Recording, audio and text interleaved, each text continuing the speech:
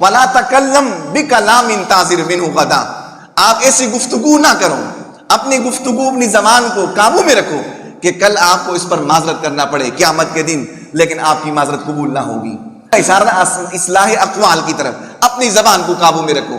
اللہ کے پیغمبر پاک صلی اللہ علیہ وسلم نے فرمائی وَلَا تَكَلَّمْ بِكَلَامٍ تَعْزِرُ مِنْهُ غَدًا، فرمایا ایسا گفتگو کلام نہ کرو اپنی زبان سے کہ کل کو آپ اس سے معذرت کرنا پڑے، اس سے معافی کرنا پڑے، اسے کلام ذکر نہ کرو۔ اللہ اکبر۔ اس کے لیے محدثین نے 2 مطلب ذکر فرمائے ہیں۔ آپ اپنے انداز گفتگو میں، قول فعل میں آپ ایسا اختیار نہ کرو رویہ کہ آپ کی زبان پھسل جائے، لغزش میں مبتلا ہو جائے، خطا اس سے سرزد ہو جائے، کل آپ مخلوقات کے سامنے پھر معذرت کرنے لگے، معذرت کرتا ہوں کل مجھ سے یہ خطا ہوئی، کل مجھ سے یہ ہوئی۔ فرمایا دوسرے محدثین نے فرمایا اس کا مطلب یہ بتانا چاہتا ہے اللہ کے پیغمبر پاک صلی اللہ علیہ وسلم اس صحابی رسول کو، آپ زندگی کے اندر اپنے اقوال کا، اپنی باتوں کا لحاظ کیا کرو، سوچ سمجھ کر گفتگو کر لیا کرو، یہ نہ ہو کل قیامت کے دن آپ کو معذرت کرنا پڑے لیکن آپ کی معذرت قبول نہ کی جائے گی، معذرت قبول نہ کی جائے گی۔ اللہ اکبر۔ یہی ہارون رشید کا زمانہ تھا۔ اب مثال دے کے سمجھ اور بھی آ جائے گی۔ ہارون رشید کا زمانہ تھا۔ ہارون رشید کے پاس مشہور ایک عالم ہے، وہ علامہ کسائی رحم اللہ کے نام سے، بڑے صرفی نحوی عالم تھے، اور علامہ زیدی رحم اللہ تھے۔ یہ 2 حضرات ہارون رشید کے پاس کسی کام کے لیے آئے۔ جب یہ کام کے لیے آئے، کام سے فارغ ہوئے، اتنے میں مغرب کی نماز کا وقت ہوا۔ جب مغرب کی نماز کا وقت ہوا تو حضرت علامہ کسائی رحم اللہ کو ہارون رشید نے کہا کہ حضرت آپ نماز پڑھائیے۔ وہ نماز کے لیے آگے ہوئے، نماز پڑھائی، لیکن اللہ کی شان یہ کہ اس کو ایسے کہ سورہ قل یا ایھا الکافرون کی تلاوت کرنے لگے تھے، اس میں وہ بھول گئے۔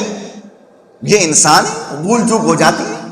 فرمایا ان سے بھول پیدا ہوئی، بھول ہو گئی۔ جب نماز سے فارغ ہوئے، مشکل سے اس سورت کو مکمل کر لیا۔ جب اس سے فارغ ہوئے تو ہارون رشید نے کہا کہ کوئی بات نہیں۔ تو آگے سے علامہ زیدی رحم اللہ جو تھے، یہ بھی بڑے صرفی نحوی عالم تھے، انہوں نے کہا کہ بڑے عجیب بات ہے، اتنے بڑے عالم ہو کر سورہ قل یا ایھا الکافرون میں اس کو بن لگی اور بھول گئے۔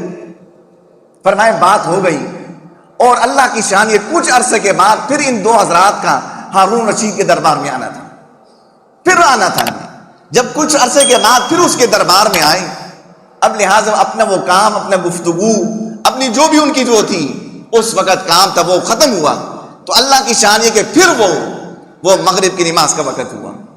اب جب مغرب کی نماز کا وقت ہوا تو ہارون رشید نے اس دفعہ علامہ زیدی رحم اللہ کو کہا کہ حضرت آئیے آپ نماز پڑھائیے، نماز کا وقت ہے۔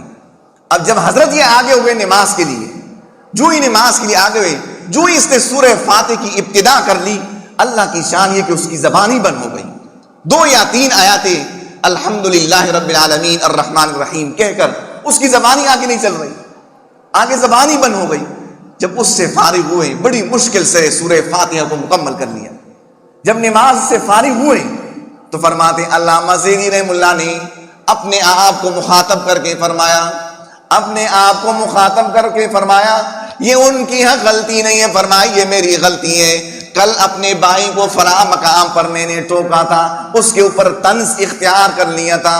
ان البلاء موکل بالمنطقی، فرمایا یہ مصیبت انسان کے ساتھ لگی ہوئی ہے، زبان سے آپ نے جس کے لیے کچھ اختیار کر لیا، آپ نے طنز کر لیا، کل آپ کے ساتھ بھی یہی ہوگا، کل آپ کے ساتھ بھی یہ ہوگا، کیونکہ مکافات عمل ہے دنیا میں۔ فرمایا یہ میری غلطی ہے۔ فرمایا لا تقل فتبتلا ان البلاء بالمنطق موکل، اپنے آپ کو مخاطب کر کے فرمایا اگر زبان کو میں نے قابو میں اختیار کر لیا ہوتا، آج مجھے یہ سب کی ذلت وہ محسوس نہ ہوتی، اس کا سامنا نہ ہوتا۔ اگر میں اپنی زبان کو قابو میں رکھ لیتا، اس کو درست اختیار کر لیتا، فرمایا آج میری زبان بھی درست ہو چلتی۔